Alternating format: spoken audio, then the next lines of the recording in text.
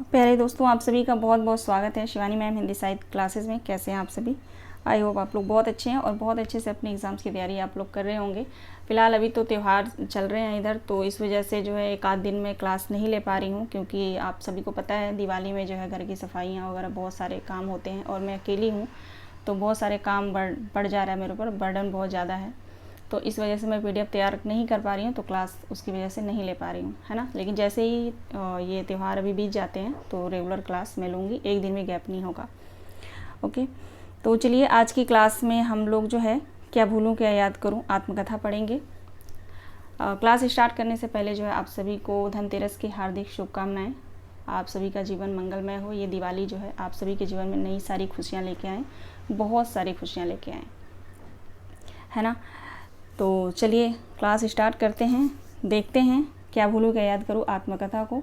और आप लोग पूरे क्लास में बने रहिएगा। क्लास को लाइक ज़रूर कर दिया करिए आप लोग, है ना। देखती हूँ कि बहुत सारे स्टूडेंट जो है क्लास को देख लेते हैं लेकिन लाइक नहीं करते हैं। अगर कोई कमी है तो भी आप लोग मुझे बता सकते हैं, ऐसा कुछ नहीं है, लेकिन प्लीज़ आप लोग लाइक कर दिया करिए। देखेंगे क्या भूलूं क्या याद करूं आत्मकथा, जिसका प्रकाशन वर्ष है 1969। रचनाकार हैं हरिवंश राय बच्चन। हरिवंश राय बच्चन का जन्म जो है 1907 और इनका मृत्यु जो है 2003 में हुआ था। इनके पिता का क्या नाम है तो प्रताप नारायण श्रीवास्तव। इनकी माता का नाम सरस्वती और पत्नी का नाम श्यामा और दूसरी पत्नी इनकी तेजी है। तेजी जो इनकी पत्नी है उसका जिक्र जो है क्या भूलूं क्या याद करूं आत्मकथा में नहीं हुआ है, ये आप लोग ध्यान रखिएगा। चलिए यहाँ देखेंगे तो हरिवंश राय बच्चन जी की आत्मकथा जो है 4 खंडों में विभाजित है और इसका बिल्कुल आप लोगों को क्रम में याद रखना है। क्रम में ये गिनती नहीं होगी कितनी बार पूछा गया है, मान लीजिए हर बार पूछा ही जाता है ना। तो इसको ऐसे ही आप लोगों को क्रम में याद रखना पड़ेगा। पहला है क्या भूलूं क्या याद करूं 1969। दूसरा है नीड़ का निर्माण फिर 1970। बसेरे से दूर 1978। 10 द्वार से सोपान तक 1985, है ना। क्या भूलूं क्या याद करूं नीड़ का निर्माण फिर बसेरे से दूर 10 द्वार से सोपान तक, ऐसे क्रम में याद रखेंगे आप लोग। और इसका क्रम में प्रकाशन वर्ष भी 69, 70, 78, 85। 69, 70, 78, 85, 69, 70, 78, 85, है ना। ऐसे 3-4 बार याद करिए, आराम से याद हो जाता है। ये बहुत आसान है और लेकिन मोस्ट इम्पॉर्टेंट है ये। अब जो हम यहाँ से बुक से जो है पढ़ना स्टार्ट करेंगे, वो सभी तथ्य आप लोगों को मिलेगा इस क्लास में जो आप सभी के परीक्षा के लिए मोस्ट इम्पॉर्टेंट है, जहाँ से प्रश्न बनते हैं। चलिए यहाँ से देखते हैं। प्रख्यात लोकप्रिय कवि हरिवंश राय बच्चन की बहुप्रशंसित आत्मकथा हिंदी साहित्य की एक कालजयी कृति है। यह 4 खंडों में है। क्या भूलूं क्या याद करूं, नीड़ का निर्माण फिर, बसेरे से दूर और 10 द्वार से सोपान तक। यह एक सशक्त महागाथा है जो उनके जीवन और कविता की अंतर्धारा का वृत्तांत ही नहीं कहती, बल्कि छायावादी युग के बाद के साहित्य परिदृश्य का विवेचन भी प्रस्तुत करती है। निसंदेह यह आत्मकथा हिंदी साहित्य के सफ़र की मील का पत्थर है। इस आत्मकथा को जो है क्या कहा गया है, मील का पत्थर। बच्चन जी को इसके लिए भारतीय साहित्य के सर्वोच्च पुरस्कार सरस्वती सम्मान से जो इनको सम्मानित किया जा चुका है इस आत्मकथा के लिए। अब यहाँ पे देखेंगे जो भी आलोचक हैं इस आत्मकथा को लेकर जो है अपने अपने कथन जो है उन्होंने प्रस्तुत किया है, तो यहाँ पे दिया हुआ है, बुक में ही है ये। तो इसको जो है आप लोग अलग से लिख लीजिएगा या तो स्क्रीनशॉट आप लोग ले लीजिएगा। सबसे पहला कथन है धर्मवीर भारती का, देखते हैं। ये कहते हैं कि यह हिंदी के 1000 वर्षों के इतिहास में ऐसी पहली घटना है जिसमें अपने बारे में सब कुछ इतनी बेकाबी साहस और सद्भावना से कह दिया है। ये कथन मोस्ट इम्पॉर्टेंट है, धर्मवीर भारती का है, ठीक है ना। आगे देखेंगे दूसरा कथन यहाँ पे डॉक्टर हजारी प्रसाद द्विवेदी का। ये कहते हैं कि इसमें केवल बच्चन जी का परिवार और उनका व्यक्तित्व ही नहीं उभरा है, बल्कि उनके साथ समूचा काल और क्षेत्र की भी अधिक गहरे रंगों में उभारा है। ये कथन जो है हजारी प्रसाद द्विवेदी का है। अगला कथन है रामधारी सिंह दिनकर का। हिंदी प्रकाशनों में इस आत्मकथा का अत्यंत ऊंचा स्थान है। बिल्कुल, इसको इतना जो है प्योरिटी क्यों दी गई इस आत्मकथा को, मील का पत्थर भी कहा गया, क्योंकि इसमें जो है हरिवंश राय बच्चन ने अपने पूरी पीढ़ी दर पीढ़ी यानी दादा परदादा पूरा वंश जो इनकी वंश परंपरा थी उनका सबका जो इन्होंने जिक्र किया है, अपनी गलतियों को वो बताया है, उन्होंने जो भूल की है वो भी बताया है, यानी हर चीज़ को इन्होंने जो है इस आत्मकथा में रख दिया है, जो पॉसिबल नहीं है हर किसी लेखक के लिए या हर किसी इंसान के लिए, चाहे वो लेखक हो चाहे वो जो भी हो। इतना पॉसिबल नहीं है कि हर इंसान जो है अपनी हर बातों को जो है लिख दे या कह दे, है ना। आप लोग भी समझते हैं, अभी कोई अपनी मैं अपने ऊपर लेती हूँ, मुझे अगर कोई अपनी बात बतानी हो तो मैं उसमें से 4 गलती है मेरी तो दो कहूँगी, 2 ज़रूर छुपा लूँगी, है ना। तो ये पॉसिबल नहीं है। तो ऐसा हरिवंश राय बच्चन ने किया है, उन्होंने अपनी आत्मकथा लिखा है, तो इसलिए जो है ये आत्मकथा मोस्ट इम्पॉर्टेंट है। ठीक, चलिए देखेंगे अगला कथन है, ऐसी अभिव्यक्तियां नई पीढ़ी के लिए पाथेय बन सकेंगी, इसी में उनकी सार्थकता भी है। ये शिवमंगल सिंह सुमन का है। एक एक कीवर्ड पकड़ के आप लोगों को जो है ये सारे कथन याद करने होंगे। जैसे रामधारी सिंह दिनकर का है यहाँ पे, हिंदी प्रकाशनों में इस आत्मकथा का अत्यंत ऊंचा स्थान। तो अत्यंत ऊंचा स्थान आप लोग याद रखिए, रामधारी सिंह दिनकर, अत्यंत ऊंचा स्थान रामधारी सिंह दिनकर।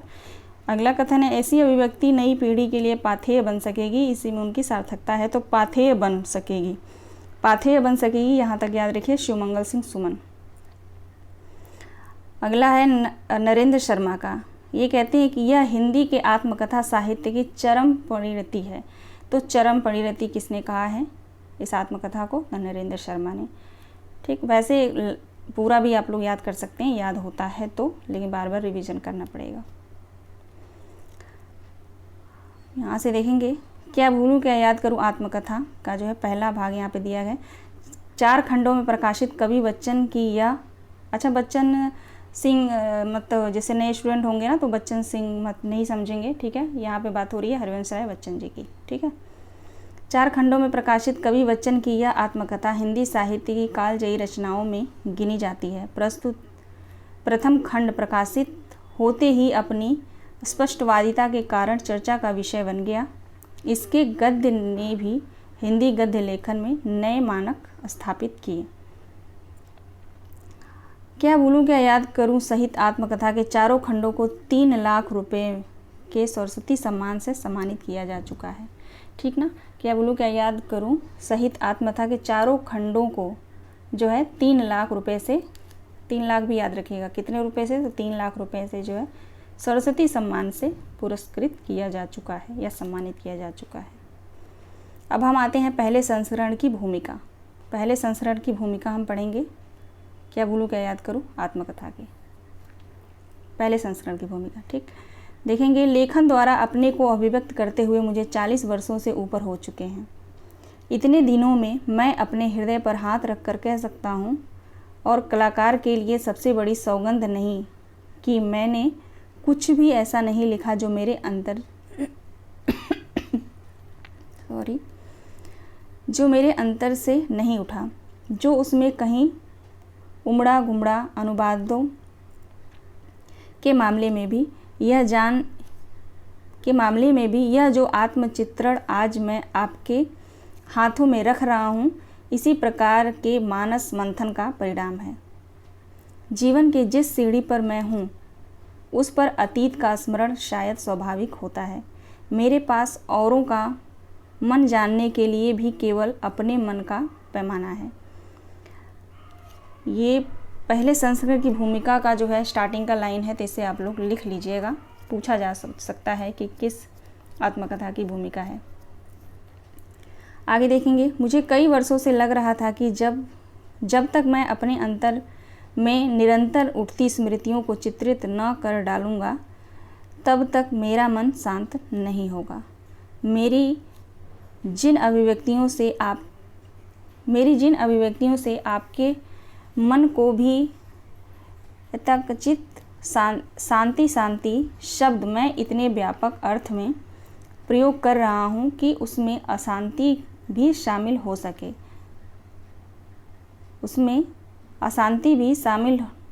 सके, मिलती रही है। एक मिनट,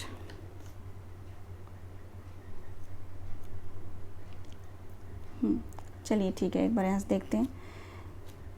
उसमें अशांति भी शामिल हो सके मिलती रही है, मैं उन्हें अपने मन को ही शांति देने के लिए प्रस्तुत करता हूँ। आगे देखेंगे यहाँ से, इसी विश्वास के बल पर मैं यह आत्मचित्रण प्रकाश में ला रहा हूँ। मेरा जीवन एक साधारण मनुष्य का जीवन है और इसे मैंने अपना सबसे बड़ा सौभाग्य और अपनी सबसे बड़ी प्रसन्नता का कारण माना है। मुझे फिर से इच्छानुकूल जीवन जीने की क्षमता दी जाए तो मैं अपना जीवन जीने के अतिरिक्त किसी और का जीवन जीने की कामना न करूँगा। उसकी सब त्रुटियों, कमियों, भूलों, पछताओं के साथ। सबसे बड़ा कारण कि इसी के बल पर तो मैं दुनिया के साधारण जनों के साथ अपनी एकता का अनुभव करता हूँ। आगे कहते हैं, इतने बड़े संसार में अपने को अकेला अनुभव करने से बड़ा बंधन नहीं। सायुज्य मुक्ति यही है, सबसे युक्त होकर मुक्त। मोस्ट इम्पॉर्टेंट लाइन है ये, ठीक है। और देखिए इसका भूमिका जो है स्वयं बच्चन जी ने ही लिखा है। आपका भी यह विश्वास हो तो मुझ साधारण से युक्त होना आपके सर्वसाधारण से युक्त होने का एक कदम हो सकता है। युक्त होना दोनों पर निर्भर है। कितना आप हो सकते हैं, कितना मैं कर सकता हूँ। मेरी ईमानदारी आपके सम्मुख है।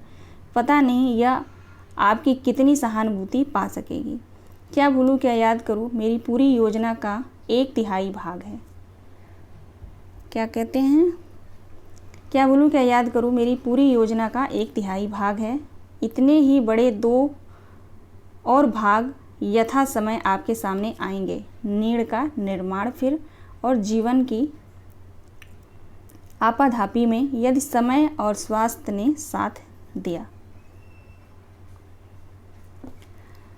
मैं यह भी बताना चाहता था कि यह आत्मचित्रण मैंने जिस मनोवृत्ति से किया है, पर जिन शब्दों में उसे मैं बता सकता था, उनसे कहीं अधिक समर्थ और सशक्त शब्दों में आज से लगभग 400 वर्ष पूर्व फ्रांस का एक महान लेखक मानतेन अपना आत्मचित्रण करते समय उसे व्यक्त कर चुका है। जब मैंने इस आत्मचित्रण के लिए लेखनी उठाई है, तब मैंने उसे स्वस्तिवाचक की श्रद्धा से पढ़ लिया है और आपसे यह प्रार्थना करना चाहूँगा कि जब आप इस आत्मचित्रण को पढ़ें, आप उसे भी पढ़ लें। किसे पढ़ने के लिए कह रहे हैं, यानी जो मानतेन थे, इनकी जो आत्मकथा थी, फ्रांस का एक महान लेखक जो मानतेन थे, इनका आत्मचित्रण, ठीक है, इसके बारे में कह रहे हैं। आगे कहते हैं कि आप उससे इस कृति के प्रथम पृष्ठ के पूर्व पाएंगे। मैं जो कुछ लिखता हूँ उस पर अपने पाठकों की प्रतिक्रिया जानना चाहता हूँ, उससे लाभान्वित भी होता हूँ। यदि आप यथा सुविधा अपनी प्रतिक्रिया मुझे देंगे तो आप मेरा उपकार करेंगे। खेद है, जब इस पांडुलिपि को प्रेस भेजने का समय आया है, मैं लम्बेगो में पड़ा हूँ। प्रेस के लिए इसे अंतिम रूप देने का कार्य भी सत्येंद्र शरत ने किया, ठीक है। इसे छापने के लिए जो है ये कार्य किसने किया है, तो सत्येंद्र शरत ने किया है, ये आप लोग ध्यान रखिएगा। इस सहयोग के लिए मैं उन्हें जितना भी धन्यवाद दूं कम है। अगस्त 1969, हरिवंश राय बच्चन। अब देखते हैं तीसरे संस्करण के अवसर पर। मुझे इस बात की बड़ी प्रसन्नता है कि क्या भूलूं क्या याद करूं के प्रकाशन में साल भर बाद ही उसके तीसरे संस्करण की आवश्यकता आ पड़ी। जिन कमियों की ओर मेरे कतिपय पाठकों ने संकेत किया था, उनमें से अधिकांश का निराकरण कतिपय संशोधनों और परिशिष्टों द्वारा करने का प्रयत्न इस संस्करण में किया जा रहा है। संशोधनों में सुझाव और सहायता के लिए मैं श्री सत्येंद्र शरत का आभारी हूँ। मैंने पहले संस्करण में कहा था कि आत्मचित्रण की मेरी यह योजना 3 खंडों में पूरी होगी। अब लग रहा है कि वह 3 में नहीं 4 खंडों में पूर्ण हो सकेगी। योजना का दूसरा खंड नीड़ का निर्माण इस संस्करण के साथ उपलब्ध हो जाएगा। 15 अगस्त 1970 को ये जो है प्रकाशित हुआ था। चौथे संस्करण की भूमिका देख लेते हैं। क्या भूलूं क्या याद करूं को प्रकाशित हुए अभी 2 वर्ष भी नहीं हुए थे और उसका चौथा संस्करण निकलने जा रहा था। मैं उन सब लोगों के प्रति आभारी हूं जिन्होंने इसे पढ़कर अपने इष्ट मित्रों एवं परिचितों को इसे पढ़ने के लिए प्रेरित किया, जिसके कारण इसकी मांग बराबर बनी हुई है, बढ़ रही है। इस संस्करण में एकाध प्रसंगों को जिनके स्मृति आधारित होने के कारण कुछ भ्रम फैलने की संभावना थी, अधिक तथ्य संगत और स्पष्ट कर दिया गया है। पुस्तक के संबंध में आप अपनी प्रतिक्रिया भेजकर मुझे बाधित करेंगे। ये जो है 1 जून 1971 7वें संस्करण पर। 7वें संस्करण, चलो इसको भी देख लेते हैं, ये इतना इम्पोर्टेंट नहीं है फिर भी देख लेते हैं, ठीक है। लेखक के लिए इससे अधिक प्रसन्नता और संतोष का विषय क्या हो सकता है कि उसकी कृति के संस्करण निकलते जाएं। इस अवसर पर मैं उन्हें सहयोगियों के प्रति अपना आभार प्रकट करता हूं, जिन्होंने किसी भी रूप में इस कृति को बोधप्रिय बनाने में सहयोग दिया है। प्रशासक के प्रति भी, जो उसे नई साज सज्जा से प्रस्तुत कर रही है। अपने नए पाठकों की प्रतिक्रिया का भी मैं स्वागत करूंगा। चलो रहने देते हैं ना 8वें संस्करण को, इतना महत्वपूर्ण नहीं है ये, है ना। ये आभार प्रकट करते हैं, यहाँ पे देखते हैं।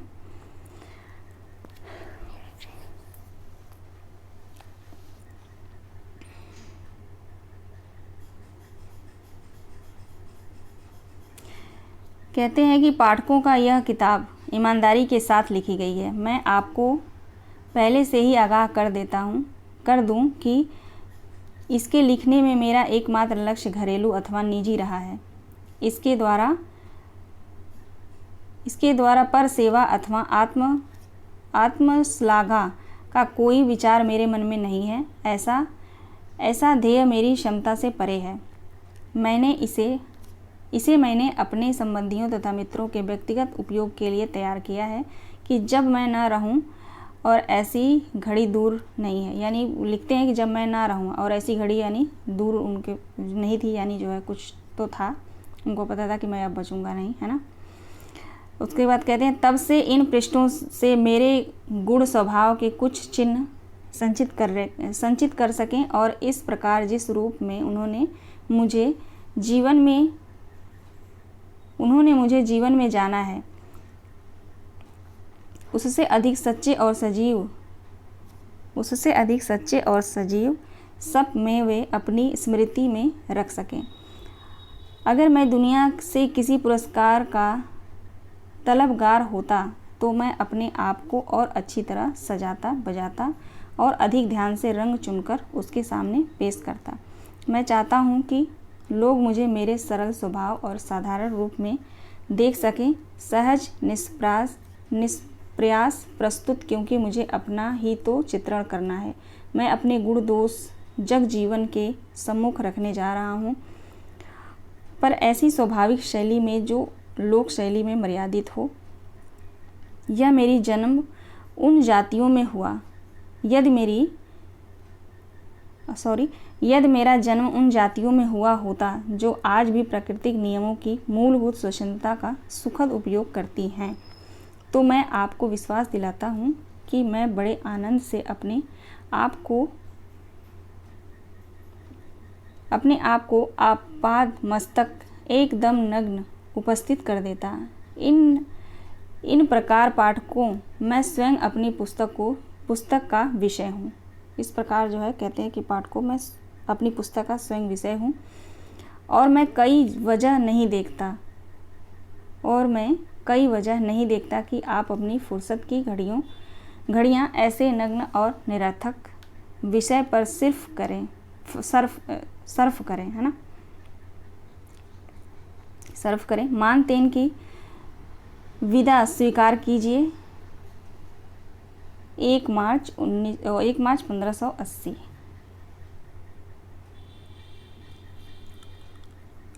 आगे देखेंगे, यहाँ पे जो है एक स्वामी राम तीर्थ का जो कोटेशन है, इसको देख लेते हैं।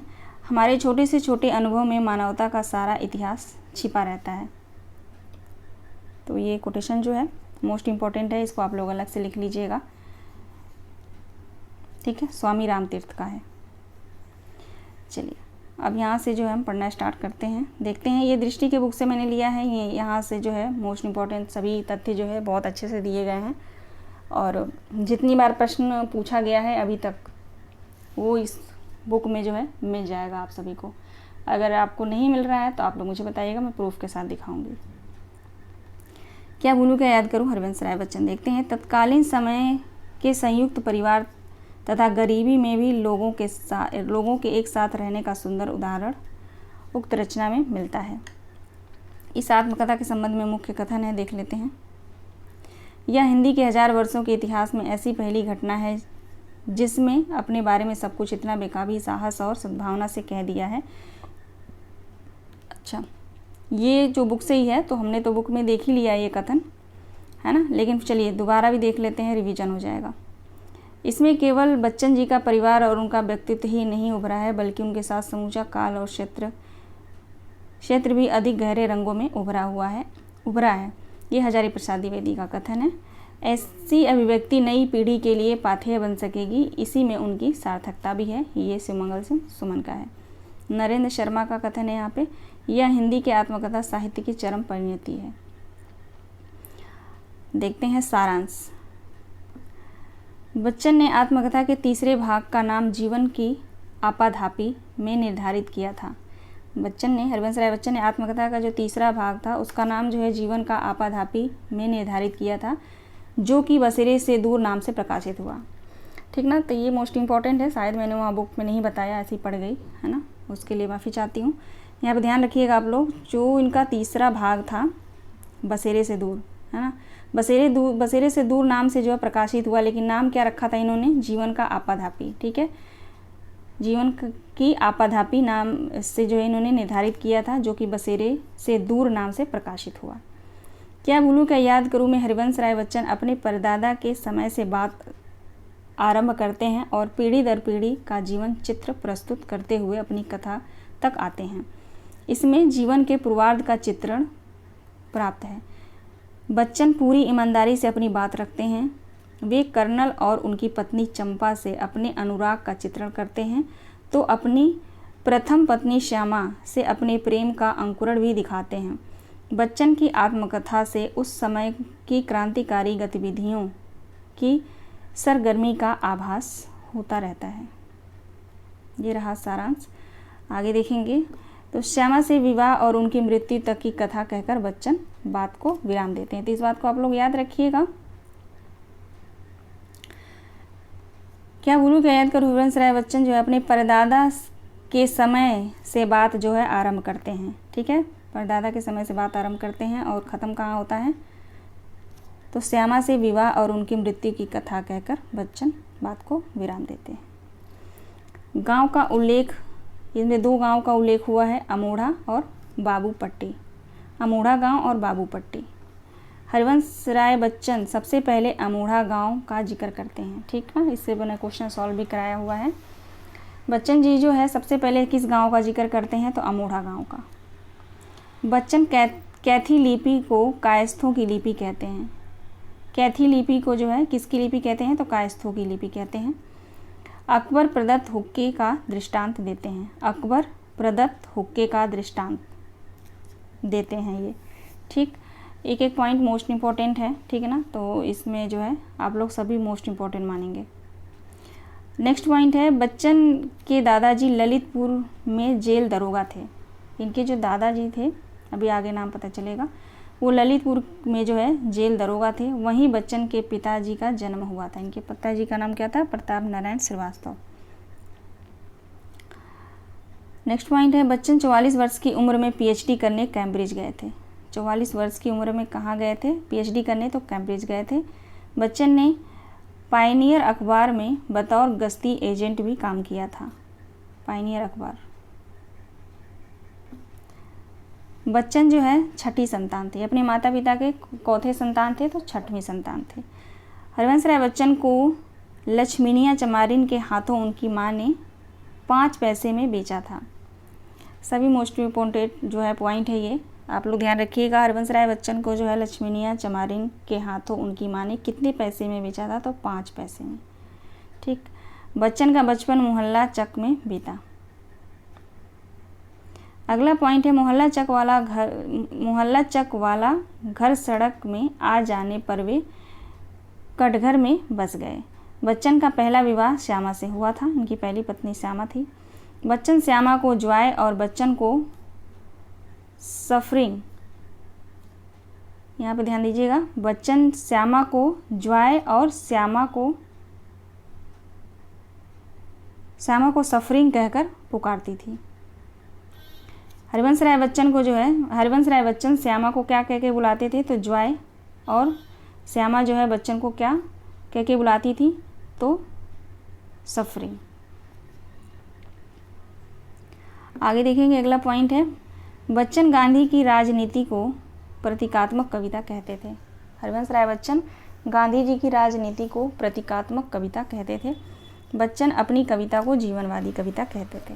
अपनी कविता को जीवनवादी कविता और कहते थे, और बच्चन गांधी जी की राजनीति को प्रतीकात्मक कविता कहते थे। ठीक है, दोनों को आप लोग क्लियर रखिएगा। अब देख लेते हैं पात्र कौन कौन से हैं इनमें, फिर हम चलेंगे महत्वपूर्ण कथनों पे। पहला पात्र यहाँ पे देखेंगे तो मिट्ठू लाल, यह जो है नायब कोतवाल होता है। मिट्ठू लाल बच्चन के परदादा थे, है ना। मिट्ठू लाल कौन थे? तो बच्चन के परदादा थे। उन्होंने ही इनका कई खंडों का विशाल पुश्तैनी मकान बनवाया था, जो गरीबी के समय पर थोड़ा थोड़ा करके बिकता रहा। पुश्तैनी मकान इन्होंने ही बनवाया था। उसके बाद है राधा। राधा मिट्ठू लाल की बहन है। राधा कौन है? मिट्ठू लाल की बहन है, यानी इनकी दादाजी की बहन है। राधा अपना घर छोड़कर भाई मिट्ठू लाल के यहाँ रहने आई थी। अपनी मृत्यु के कुछ समय पूर्व तक वह इसी परिवार के साथ रही। अब देखते हैं भोलानाथ। भोलानाथ मिट्ठू लाल का पुत्र है। भोलानाथ कौन है? तो मिट्ठू लाल का पुत्र है। भोलानाथ संतोषी प्रवृत्ति के व्यक्ति थे। लंबे समय तक ललितपुर में जेल दरोगा रहने के बाद उन्होंने नौकरी छोड़ दी और वापस इलाहाबाद आ बसे। महारानी। महारानी राधा की पुत्री। महारानी भी अपने पति का घर त्याग आई। अंतिम समय में पारिवारिक झगड़े के कारण वह घर से चली गई और कसम खाई कि लौटकर देहरी पर पाँव नहीं रखूंगी। राधा भी इसके साथ चली जाती है और वहीं उसकी मृत्यु हो जाती है। महारानी बाद में किसी कार्यक्रम में आती भी है तो देहरी के बाहर ही रहती है। अगला पात्र है बुद्धि। महारानी का पुत्र होता है। बुद्धि कौन है? तो महारानी का पुत्र है। तुलसी भोलानाथ की पुत्री है।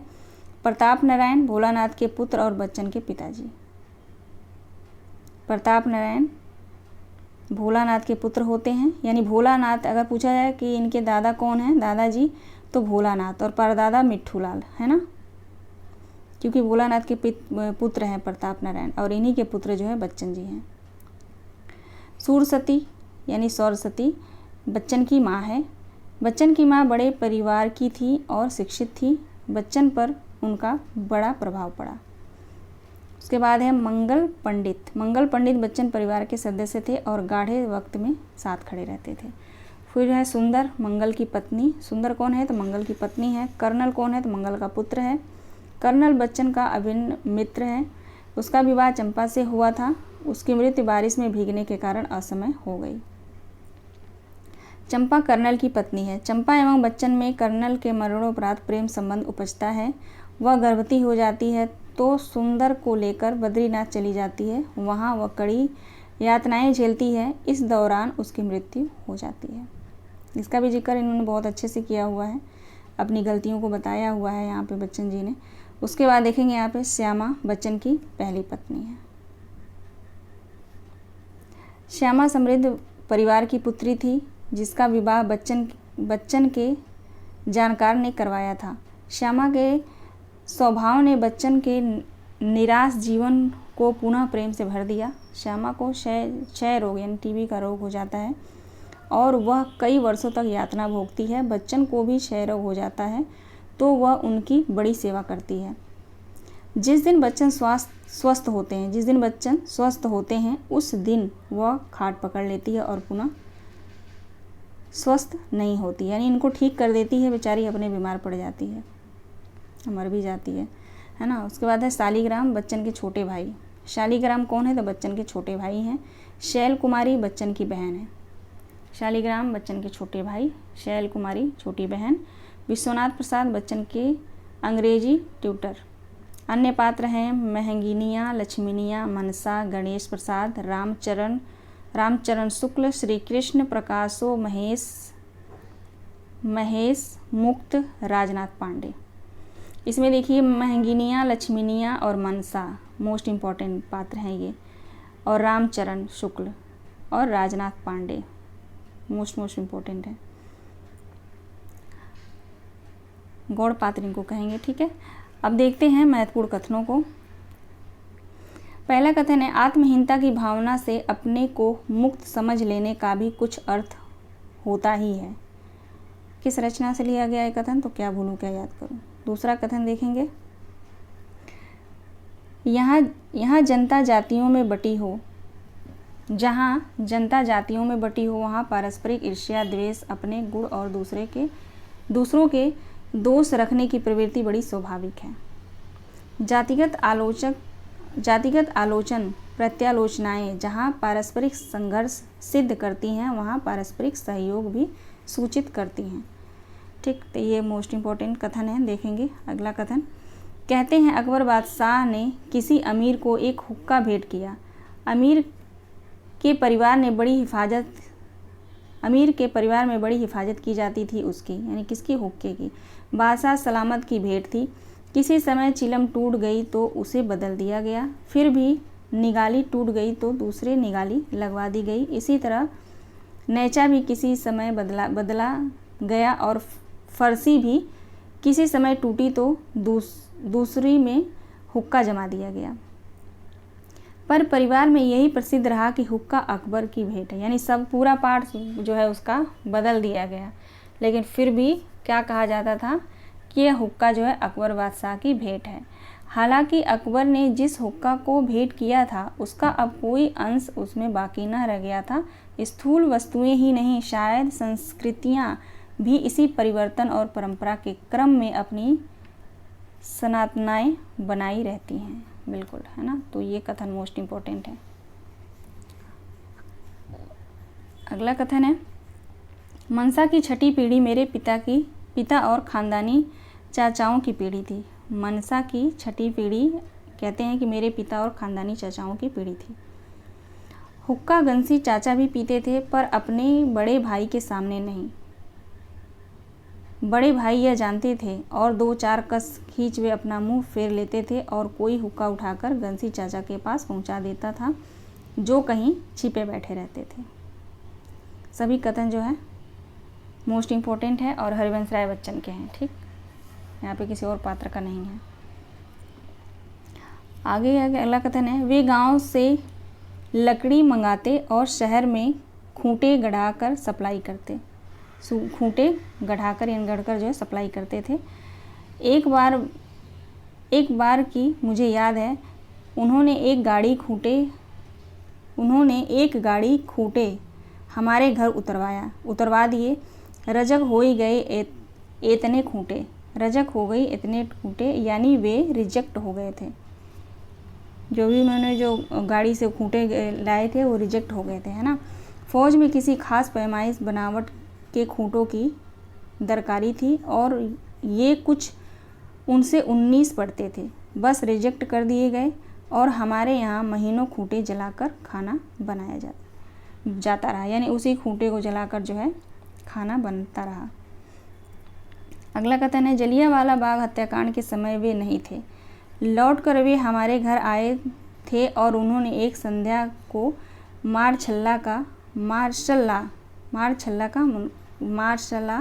का वे इसी तरह उच्चारण करते थे। जो आंखों देखा रोमांचकारी वर्णन किया था, उसे सुनकर हमारा परिवार स्तब्ध रह गया था। अंग्रेजी सरकार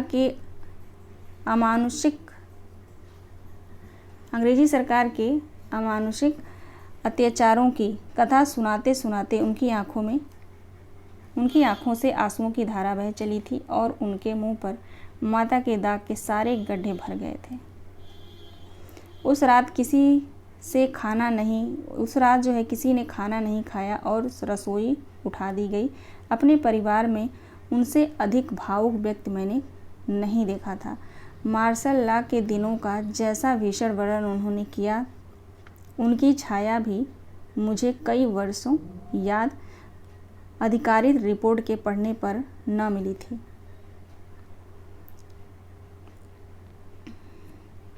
उनके कथन में कुछ अतिशयोक्ति भी हो सकती है, पर अतिशयोक्ति करने के लिए बड़ी कल्पना शक्ति चाहिए। उनमें शायद ही रही हो। अनुभूति का सत्य वस्तुगत सत्य से कहीं अधिक सजीव होता है। मोस्ट इम्पॉर्टेंट है। ठीक, आगे देखेंगे अगला कथन। स्त्री के आंसुओं के सामने पुरुष बेबस हो जाता है। स्त्री के आंसुओं के सामने पुरुष बेबस हो जाता है। अगला कथन है, नारी तो माँ बनने के लिए ही बनी है। उसके सपनों में कोई इससे अधिक मधुर, कोमल और सबल नहीं होता। माँ बनकर ही वह पूर्ण होती है। न बन सकी तो इस अभाव के लिए वह अपने को धिक्कारती रहती है। कुछ कथन इसमें मोस्ट इम्पोर्टेंट हैं। ठीक है, इनको आप लोग लिख लीजिएगा। अगला कथन है, जीवन के कुछ चीज़ें कोमल तंतुओं से बंधी रहने पर ही संगठित रहती हैं।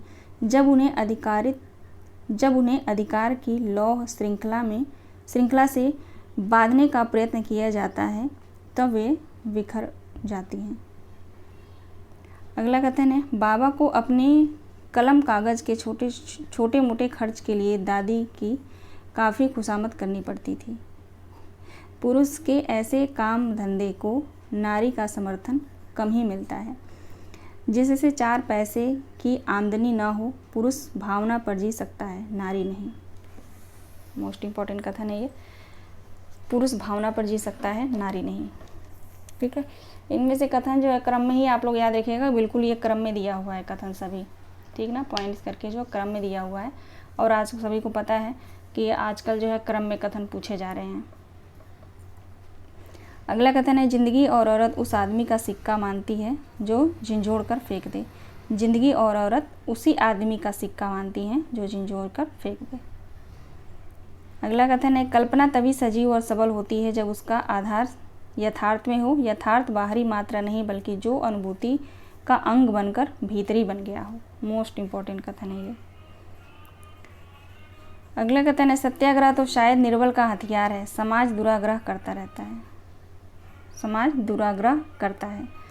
अगला कथन है, भविष्यवाणी करने में ज्योतिष की शक्ति पर मुझे पूरा विश्वास नहीं। जितना है वह संभवतः उसी दुर्बलता पर आधारित है जो प्रायः सभी मनुष्यों में पाई जाती है। अज्ञात को जानने की जिज्ञासा और इस दुर्बलता की व्यवस्था में मनुष्य निश्चित न जानने पर संभाव्य से कुछ सांत्वना प्राप्त कर लेता है। विश्वास यदि फलदायक है तो विश्वास फलनाशक भी हो सकता है। मोस्ट इम्पॉर्टेंट कथन है लास्ट का, विश्वास यदि फलदायक है तो विश्वास फलनाशक भी हो सकता है। पूछा भी जा चुका है ये। ठीक, आगे देखिए अगला कथन है, साथ ही जाति की श्रृंखला को ऊपर से नीचे तक टूटना नहीं तो ढीली होना होगा। जाति की जड़ अर्थहीन और हानिकारक रूढ़ियों से निम्न वर्ग के लोग उतने ही जकड़े हैं जितने उच्च वर्ग के लोग। मोस्ट इम्पॉर्टेंट कथन है ये। ठीक, तो ये सारे इम्पोर्टेंट कथन हैं, इनको आप लोग स्क्रीनशॉट ले लीजिएगा, चाहे तो आप लोग खुद से लिख लीजिएगा। अगला कथन है, जब तक कलम है वह लाठी के राज को पूरी तरह कभी स्वीकार नहीं करेगा। कलम का नाम निर्भीकता है, साहस है, विरोध है, विद्रोह है, पर कलम नकारात्मक ही नहीं है, वह सकारात्मक भी है। वह संगीत है, श्रृंगार है, शोभा है, शांति है, वह जीवन की जीवंतता है। लाठी तो जड़ता है, जड़ता न भी हो तो असंतुलन एक एकांगिकता विकृति है। मोस्ट इम्पॉर्टेंट है कथन। आगे जी देखेंगे अगला कथन है, जिज्ञासा केवल अशांत रखेगी। जिज्ञासा केवल अशांत रखेगी। नेक्स्ट है, नारी स्वभाव से ही अभिनेत्री होती है। श्यामा तो बहुत बड़ी अभिनेत्री थी। अस्वस्थ रहकर भी स्वस्थ रहने का अभिनय कर सकती थी, कष्ट में रहकर भी प्रसन्न रहने का, पीड़ाग्रस्त रहने पर भी मुस्कुराने का। अगला कथन है, प्रेम का